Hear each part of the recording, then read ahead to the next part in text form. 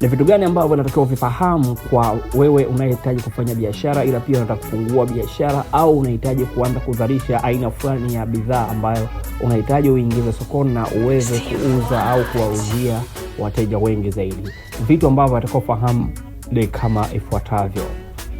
Kwenye uchaguzi wa bidhaa, ila pia eneo gani unaenda kudistribute au unaenda kuwauzia hiyo bidhaa yako, na ni watu wa rika gani ambao wanahitajika kutumia hiyo bidhaa yako au kuihitaji hiyo bidhaa ya kwako.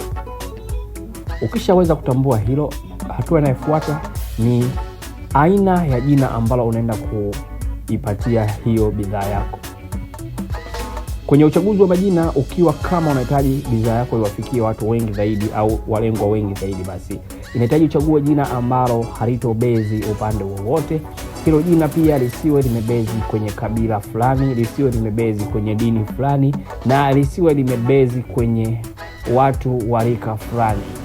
Jina liwe unique na jina liwe pengine halina maana, ndio litaweza kufikisha hiyo bidhaa yako kwa sehemu yoyote na kwa walengwa wowote ambao watakuwa wanahitaji hiyo bidhaa yako bila ubaguzi.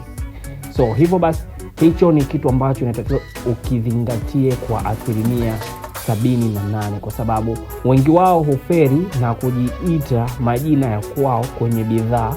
Hivyo basi, hiyo bidhaa sometimes kuna walengwa unawakosa kwa sababu tu umeiita jina la kwako.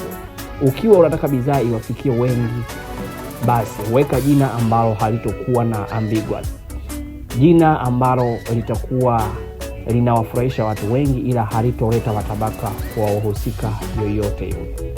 Hiyo itakufanya bidhaa yako iweze kufikiwa na kila mtu.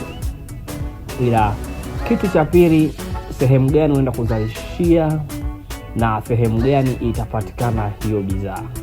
Kwa wewe mfanya biashara ambayo unahitaji uanze kuzalisha bidhaa fulani au kudistribute bidhaa fulani, basi chagua sehemu sahihi ambayo itakuwa ni pointi ambayo wengi wanaohitaji bidhaa yako wataipata kwa urahisi zaidi, na pia penginepo hata miundombinu ya hiyo sehemu basi iwe miundombinu mizuri ambayo itakuwa ni rahisi kufikika kwa wateja ambao umewalenga. Hivyo vitu vitakufanya wewe uweze kufikisha malengo yale ambayo umetarajia kuyafika.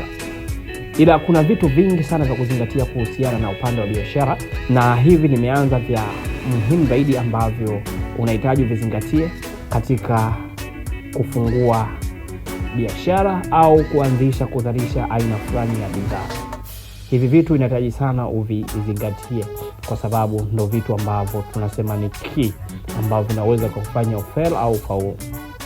Kwa leo hii naomba tuishie hapa, lakini nikukumbushe kwamba uweze kusubscribe channel yetu ya Marafiki Station, kwa sababu ndio channel ambayo inaweza ikawa inakufundisha vitu kama hivi, ila pia inaweza ikawa inakufungulia milango ya wewe kufanikiwa kutoka sehemu moja ama kwenda sehemu nyingine. Hivyo basi, cha kufanya subscribe channel yetu ya Marafiki Station, na kisha share watu wengine pia waweze kuona na waweze kujifunza kwamba hili ndo chimbo sahihi la kujifunza vitu muhimu zaidi. See you next time. Bye.